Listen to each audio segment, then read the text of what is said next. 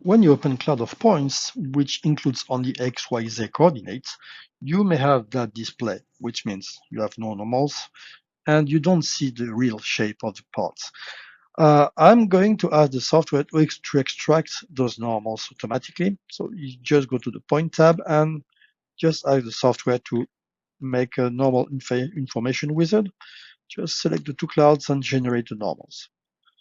So now if I zoom out, I can see clearly the two meshes or the two clouds right now that are created by that, and it's better to see the shapes.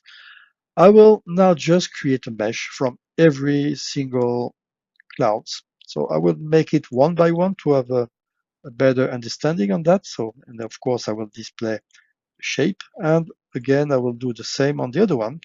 And okay, so I got two basic meshes. If I look at the shape, the polygons you got inside, you can see that at the intersection you have common area, you have something you would like to remove.